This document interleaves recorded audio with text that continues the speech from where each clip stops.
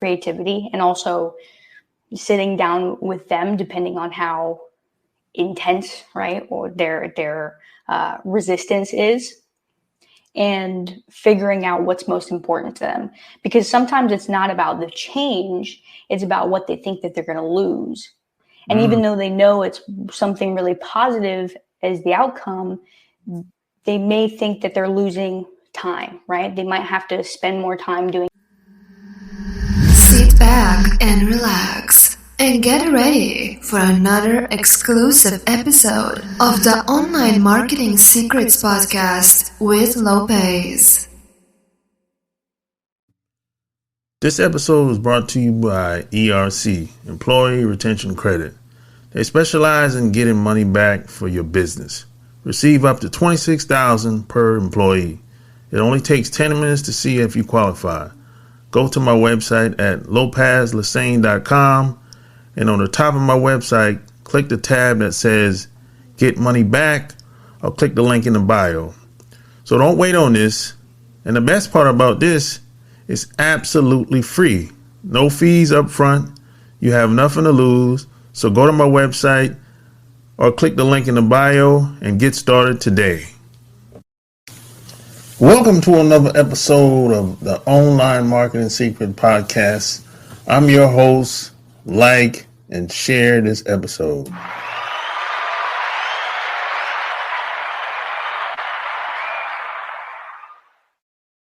So today I have a wonderful guest.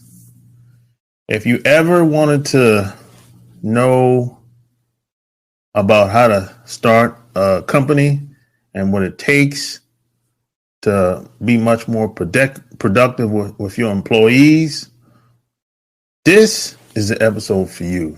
Because my special guest, she's obsessed with bringing innovative ideas in life and helping teams of people become much more creative, collaborative, and adaptable within their company.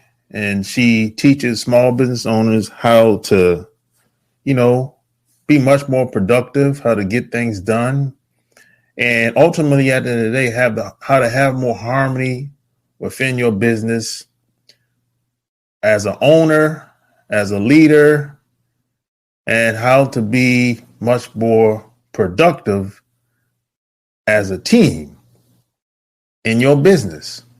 So my special guest today is Haylee Kalani McDonald.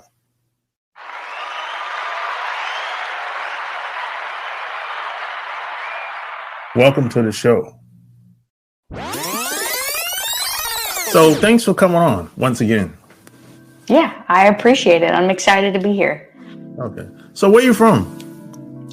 Originally, I'm from Seattle, Washington, and I lived there for most of my life growing up as a kid, so I call it home. And then just more recently, within the last 3.5-ish years, I've been down in Florida. So right now I'm in St. Petersburg, Florida, which is all the way across the country, but it's good. I like it. So how did you get started in marketing?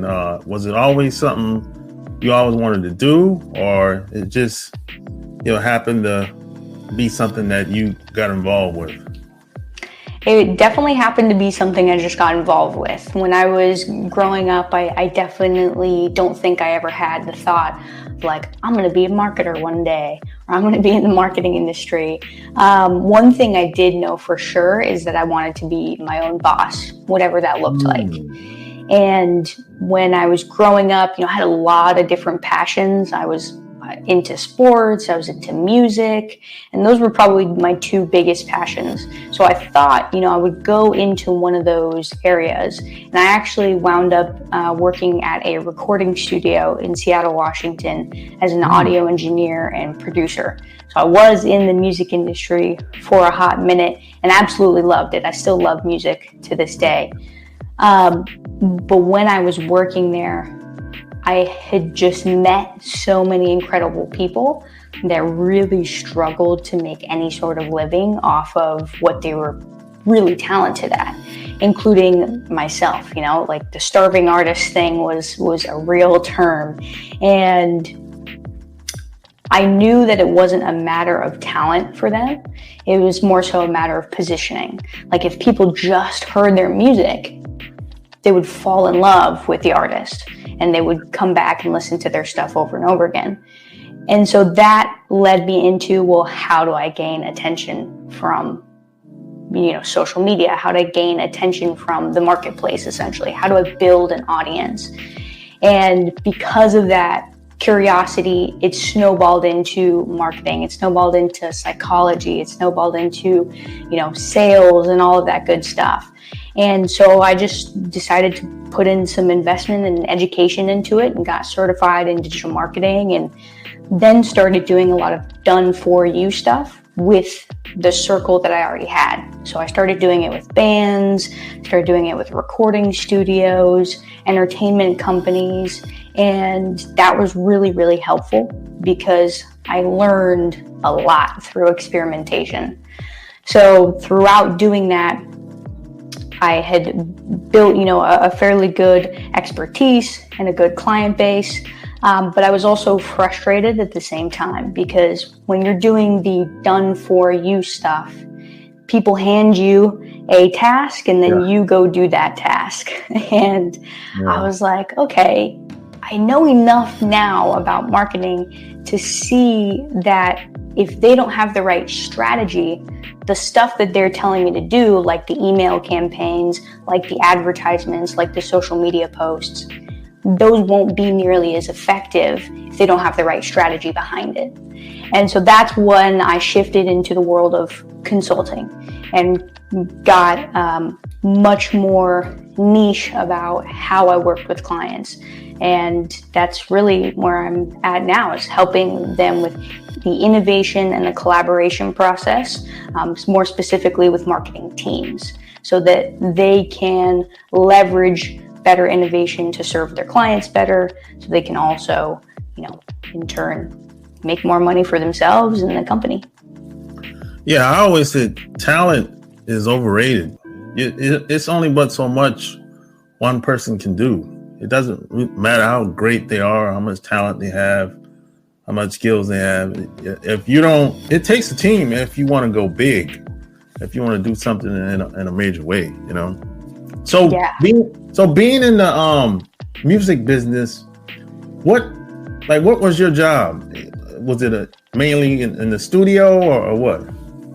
Yeah, I was in the studio. So I was the person behind the board with the switches, with the knobs, and then also the person setting up the mics, placing them, picking out which mic is going to sound best and where in the room.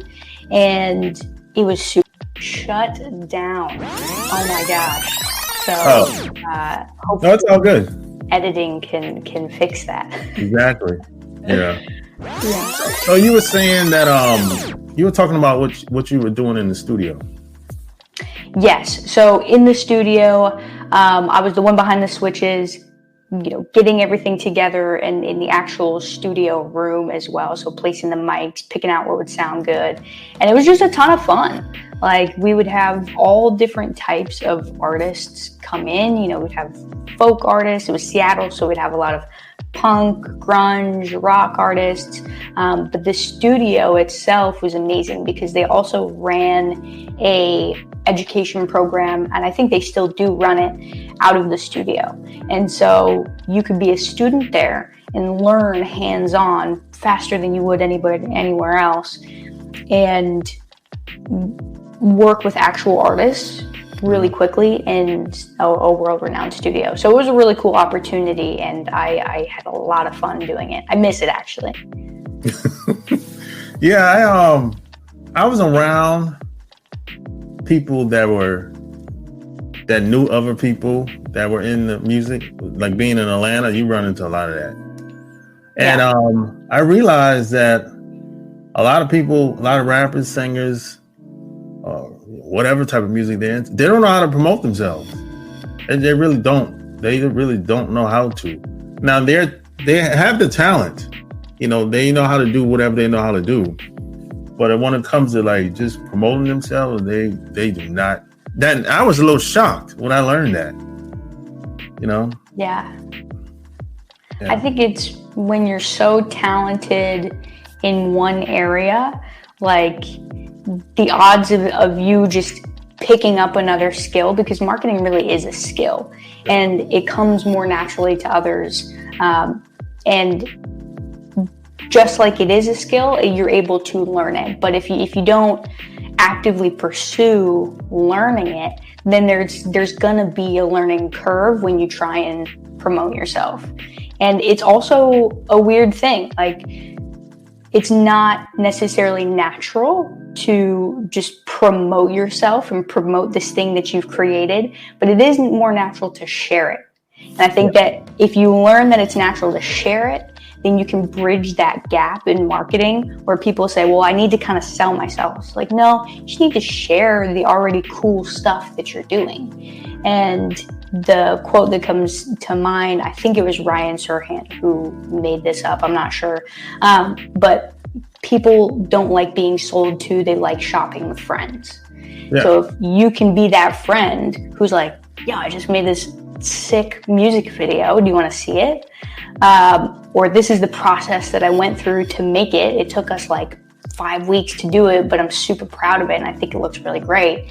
That gets other people excited too. So if you can learn that sharing is a part of the marketing process, I think it makes marketing easier if you do wind up learning that as a skill. Yeah, and I always say that people that have, a service business or could be somebody that's in the music business, they kind of have an advantage in some ways because they can kind of create a persona. I mean, if they want to. Now, some people take it too far. Some people take it too far sometimes, but they can kind of create a persona versus if it's a big business, it's kind of like most of the time there's nobody speaking. We don't know who we're buying from. All we know is we're buying from, I don't know, Bank of America, but we don't really know anybody behind Bank of America. So sometimes I think it's easier, if you have a service or whatever you have going on sometimes, So, yeah. So how did you know that you could even teach marketing while you were in the studio, just doing your job and everything? I don't think I knew it at the time. I think at the time I was really good at making a connection with people in the studio, and I felt pretty good about, even through school and growing up, being able to resonate with people on a one-on-one basis. And I knew that was a skill that I had, but I don't think that I knew that I would be able to teach. But when I was growing up, I would teach my friends, we'd go play soccer and they've never played soccer, but we're just doing it for fun. And so I would, in a sense, kind of teach them. Or, we'd be playing a new board game and a few other people didn't know what it was. So in a sense, I'd have to teach them. Or a new artist would come into the studio and it's their first ever time. You kind of have to teach them what it's like to be in this small booth, talking into a mic, hearing yourself on the other end, and then singing with a little bit of background music. And so you in some ways I would teach other aspects of skills or other situations where I would teach people. And then eventually when I did get into the marketing, because at first it was all done for you, I would still have meetings with the business owner or with the manager, and I would say, look, this is where we're at right now. This is where you said you would like to be. Here's how I think that we'll get there. And then it was my job to articulate why I think that would work. And I think that was part of the teaching process. And so by articulating how we would get there and the strategies that we would use to get there, once it clicked for them, I started slowly but surely realizing, like, okay, they're getting it. I'm getting it. We're painting the picture of the marketing strategy as a whole. And it was just a continuum of that type of practice that led me to eventually be like, I think I could work alongside teams. And at one point, I had started a business out in Dayton, Ohio, with a couple of friends that I had actually also met on the internet. And it was for creatives specifically, and it was a warehouse called HQ Dayton. And we had a team. So it was me and like 6 other people, and other people would come and go and volunteer and stuff. So working with them also taught me that I can teach. And that was a really humbling experience as well, because when you have multiple different people working on the same project, you've got multiple opinions, you've got multiple perspectives, you've got a lot of moving parts. Yeah. And so that was a humbling experience to learn how to take those moving parts and make them mesh together in the best way possible. Yeah, that's good. It sounds like the more you taught, the more confidence you got along the way. That's what it sounds like, you know? Definitely. I think that experience is the greatest teacher. Yeah, it can also be painful too, sometimes. Oh yeah. I definitely failed a lot. There was a lot of times where either people didn't get what I was saying or didn't agree, or there was conflict, and coming together was not super easy, but it paid off, right? And we had mutual respect for each other the entire time. But was it like pretty? As in super smooth? No. Like tripping over your words, saying the wrong things. Like it's a learning process for sure. Almost never a straight line. You know, doesn't. No. That's in I don't know, maybe the movies or something. But how did you I guess persuade people that's been doing something for so long, even though it ain't working that well? How do you persuade them that, hey, maybe you should add this to that, and let's test it out and measure it and see what happens? Yeah, that is tough. I think that there's varying degrees of how attached people are to a certain viewpoint or process, right? Like if you've been doing one thing the same way for, some of these business owners, 15 or 20 years, like that's become a habit. And so we're saying, okay, now we have to break a habit.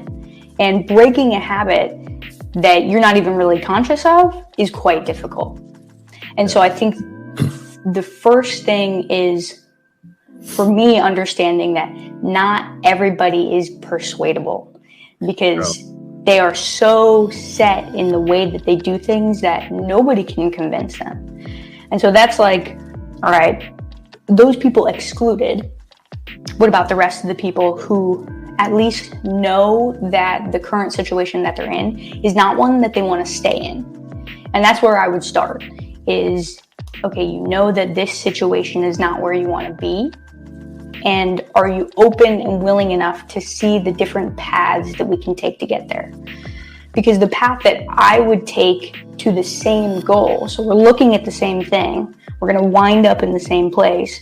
I might use this path, but you would prefer to use this one. And so as long as we're getting in the same place, I, as the consultant, have to see, okay, how many different ways can we end up in that end place and to reach your goal? How many different ways can we get there? And that takes a lot of just brainstorming and creativity, and also sitting down with them, depending on how intense, right, or their resistance is, and figuring out what's most important to them. Because sometimes it's not about the change, it's about what they think that they're going to lose. And even though they know it's something really positive as the outcome, they may think that they're losing time, right? They might have to spend more time doing XYZ, or they're going to lose energy because they're going to have to learn how to do XYZ, or they might have to fire someone and they don't want to do that, even though it's probably better for their business. Yeah. So it's like figuring out what they're resistant to and then uncovering kind of the emotional attachment to what those things are and seeing if those are removable to get you to where you want to go. Yeah. A lot of companies would like to change, but they said, hey, that's going to take millions of dollars. Because they've been, I'll give you an example. I met a guy, he was a realtor at the time in Atlanta. And I think he was working for, I don't remember which company it was, but he was saying that they don't do nothing online. Nothing. Everything is, you show up at a walkthrough, look at a house or a property, whatever it may be, and they will do workshops every once in a while. And I think you have to be a realtor, you have to get all the certifications and everything. And you have to basically, you got your fees and you have to stick with the company for 2 years, like 18 to 24 months on average, right? He said, after that, you can do whatever then. But he said, if they were to apply like online strategy or anything outside of what they're already doing, they have to spend millions of dollars.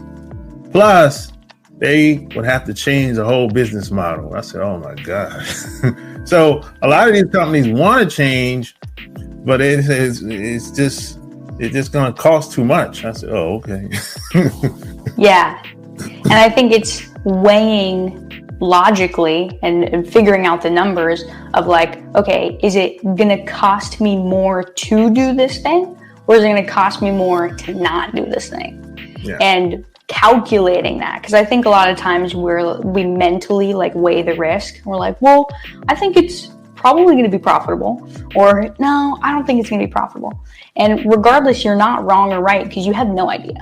And until you actually run the numbers, like we have no clue whether that's actually going to be a profitable decision to change the entire company and spend millions of dollars on doing that. Will we make 2x, 3x, 4x, 10x on that investment? I don't know, unless you know the numbers. But that's probably one of the biggest resistors to change within companies is just like, okay, how much is that going to cost me? And am I comfortable enough where I'm at and I'm in that complacent space to where shifting and spending a lot of time, money, energy in this sector, like, do I really need to do that? And it's just like, it's very, it's a very emotional decision, to be honest. I think that a lot of company executives and leaders are just like, well, it's working good enough, so why change it? And it's like, do you want to stay in good enough, or do you want to push the limits and say this can be exceptionally good? And for some people, like, good enough is good enough, and no judgment whatsoever to that, because if you're happy, you're happy. Yeah, and I was saying to him, because he was telling me they have a 80% turnover.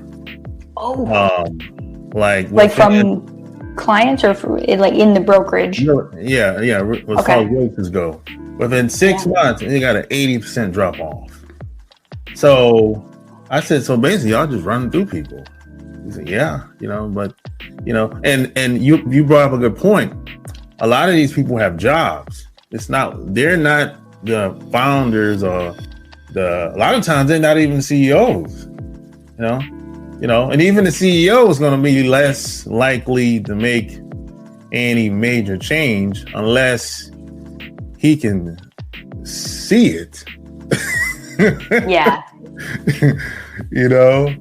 So it's a tough situation, sometimes, So what's your ideal prospect? What type of companies you usually work with? Typically service-based companies. So that can be creative agencies. Any marketing team, right? So creative agencies is like one of the first that I typically work with, but service-based is the other aspect to that. So real estate brokerages, things of that nature, usually small to medium-sized companies, marketing teams that have anywhere from 3 to 20 people on the team. So why did you take the group route as far as teaching groups of people instead of because I know a lot of consultants, they'll say, hey, I just teach companies how to start campaigns online or offline, and they'll meet up twice a month. They'll give them the game plan, the roadmap, so to speak, and that's it. But they don't deal with their employees. So why did you choose to take the work as a group instead? The biggest reason was that I find that groups and teams specifically, if they're just given something and the person who gave it to them is not around because what I'm giving to them is something probably new, right? Like if they're already doing the things that I would suggest, then they don't need my help. And so if I am giving them something, it's something that they haven't incorporated into their team before. It's not something that they've incorporated into their daily workflow before. It's not something that their managers and their team have connected on before. And so by saying this is your homework assignment, if we go back to school, if you just give out the homework assignment, half the class will do it and half the class might half-ass it, and then half the class won't do it, or whatever percentages work out however way they work out. And I think it's the same thing with teams. And so the biggest thing for me is I want every client I have to be as successful as humanly possible. And I believe that the only way to make sure that they're super successful is that I am there implementing these tools, these strategies, these resources with them. And I also think that creates a much tighter relationship, because a lot of what I do is collaboration, right? And so if I'm saying go collaborate yourselves, they're gonna be like, great, I'm just gonna continue doing the same thing I've always been doing. But if I teach them how we all collaborate together, and I learn more about the individuals on the team and the managers and the executives, what's important to them, how they view the world and how they view their work, that makes it a lot easier to, when it does come to implementing the strategy or implementing the tool, for them to not only want to implement it and be kind of eager because they know that it'll be beneficial, but also to be less confused about it too. Like, I don't know how to do this if I don't have that one-on-one help. So that's the main reason why I work with teams. And I also really believe in the best word to use, I guess, is collective intelligence. Like, I think that the best innovation comes from working in groups. And so I wanted to be part of that group because I know it'll help my creativity flourish. And if my creativity is able to be better, then I can serve my clients better. And it's like a ripple effect from then on. Yeah. So I know you meet people from time to time and they'll be like, hey, I got this business, or I'm this, I'm that. How do I get leads? How do I get my phone to ring? How do I sell my product? I know you get that a lot. How do you respond to them? I would first say, what are your inputs and your outputs? And if you already have an influx of people, reaching out to you, you probably wouldn't be asking, like, how do I get leads? And so if somebody's asking, how do I get leads? Typically, it's an indicator that they are in somewhat of the beginning stages of building their business, their book of business. Yeah. So the first thing I would say is, because people buy from you and you work with people, even if you are a product or you sell products, like you're selling products to people, you have to make connections with those people. So the first thing is make as many connections every single day as humanly possible. And those are your inputs. Your outputs will be the conversations that you have with those connections. So it doesn't matter if it's in-person networking, doesn't matter if you're canvassing the neighborhood, doesn't matter if you're going business to business downtown, doesn't matter if you're reaching out on LinkedIn or Instagram or Facebook, doesn't matter if you're doing ads. Like, start conversations with as many people as humanly possible. That is how you go out and get leads. And then eventually, because that process teaches you a lot along the way of what is important to those leads and who actually winds up signing up, then you can start to follow the data on, okay, these specific types of people, not just demographics, but psychographics, like what they believe in, are the people that pay me the fastest, pay me the most, and I enjoy working with the most. And then you double down on only those, making connections with those types of people. Then you won't have to reach out to as many. So if you're already reaching out to a lot of people and you're like burnt out because of it and you're still getting the same results, then it's like, okay, look at the people who you've worked with the most and duplicate that audience only. Then instead of 100 people a day, you can reach out to 50 people a day, and the fruit of that labor will be the same, if not double or more, right? Depending on how much you're really getting into that. Those are the two biggest things, is as many connections as possible. And then once you have a better idea of who that person is, doubling down on making connections with only those types of people for your business. Yeah, that's a good point. Good point. Because building relationships is very, very important, and it's something that doesn't get talked about a lot.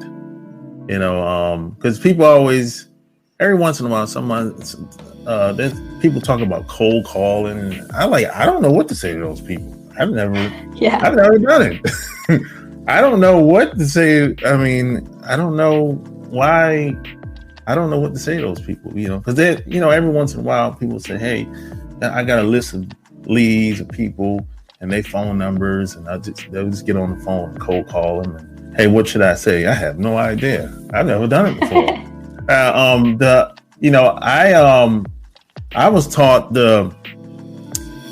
have people prospect me. I bring the market to me. I wasn't taught to cold call and do all this extra curricular activities, and most of the time it doesn't work because people don't know you. So how do you how do I say this? What have you found that's been proven to work within groups as far as being productive and getting things done?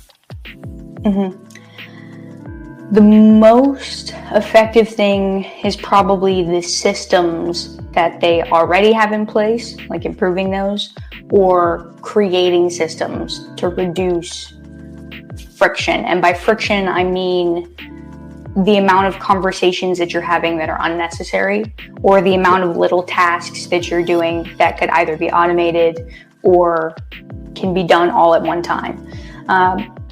I keep thinking of Atomic Habits, but like you rise to the level of your systems. Yeah. And that is definitely the biggest indicator of productivity, is if your systems are falling short and you're having a bunch of meetings, but nothing's really happening after those meetings, or like the level of work that's getting done does not rise after meetings, then like, why are you having meetings? And so one thing that we do a lot is really focusing on workshops. I'm obsessed with workshops. I think they're super effective. And replacing meetings with workshops. And that will reduce the amount of time that we're in meetings, and then will also make that time that we are way more effective. Because what we start with is gathering all the potential problems and solutions, voting on what we think is going to be the most effective ones, and then creating solutions for them, and then delegating them all in one session. So it's like we started with an idea and we ended with a step-by-step tangible action plan delegated to each team member in sometimes 30 minutes versus an hour-long meeting where we're talking about God knows what. I've been in meetings that were like 90 minutes and I have no idea what happened after. So it's different per company, and I'm sure that some companies are really effective in their meetings, but regardless, if you can shorten that time and just get from point A to Z as fast as possible by creating a better framework for what each time block is focused on, then that will make the biggest difference. So incorporating workshops into your systems, typically your meeting systems, is very, very beneficial for productivity, I've noticed. One of the biggest indicators. The other thing is, because of that, you reduce a lot of that burnout, because a lot of the burnout just comes from having to make so many decisions. And they're small decisions, right? But they're decisions nonetheless. So if we can reduce the amount of decisions that you have to make because we're making them all together in a very systemized way, you're able to free up that brain space essentially and get more of your own work done in a day than you might have on another day where you weren't able to, just go through that workshop process, spit out the thoughts, and move on with a to-do list ready to go. Gotcha. So how long have you been online? What do you mean? Because I'm a zillennial, so I've been online since online was a thing. Oh yeah, that's right. But yeah. As far as marketing, in the marketing space. Marketing space, 5 years, just about 5 years. Oh, yeah. Okay. Well, it's changed. It's changed a little bit. The online world has changed a little bit since. So I've been online 15 years. That's a long time. But I remember back in the day, things were very different back in the day. There were no celebrities online. I remember when celebrities started coming online, and rappers and entertainers and everything. And I think back, because people ask me, hey, do I think, is it easier today versus when I first came on? I always say today is much easier because you have access to more resources and everything. And back then, first off, you couldn't do this. How we're talking, you could not do this. This was almost impossible. And you didn't have, at least to my knowledge, you didn't have digital cameras back then. You had cameras, but they wasn't like it is now. So it was very difficult. But even if you go 5 years back, I think today is still much easier. What do you think to get started? I think it is easier in many ways and psychologically harder because, like you said, the resources are there. The education is immense, and the amount of free education. You could go start a 6-figure business for free and you'd be really successful. Now, the psychological part of it, though, I think is much harder. And so that's the only big difference I think there is, because there's way more, there's more platforms, there's more competition, there's more saturation in every single niche. There's a lot of stuff going on. And when things get super popular, that's when you start to rely on like tactics and what I should and shouldn't do, what I should say, how I should say things. And that can be psychologically taxing because 9 times out of 10, I think what stops people from not only starting but continuing, and then continuing to push through problems that they face, because they're gonna face them, is like analysis paralysis. Like, I don't know what to do. Well, your answer, you probably already know the answer, one.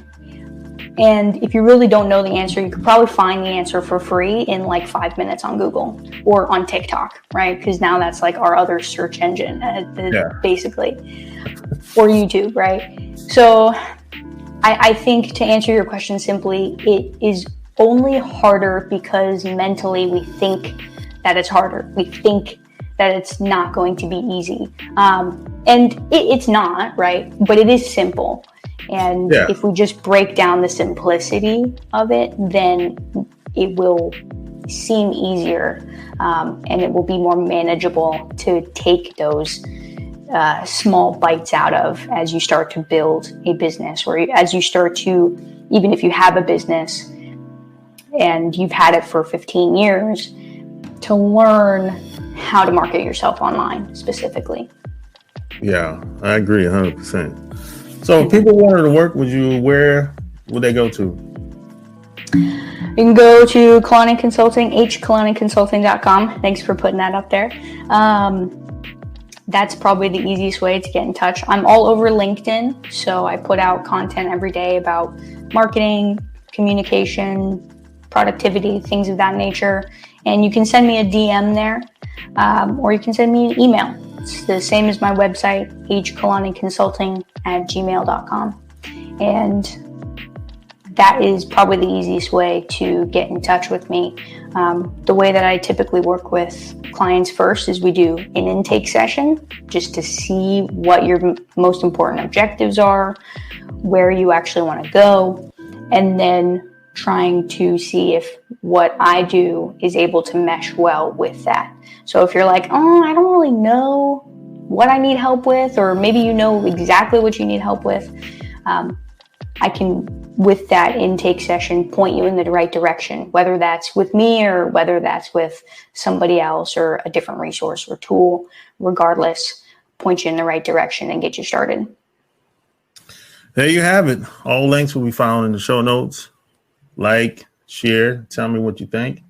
Till next time, we're out. Peace.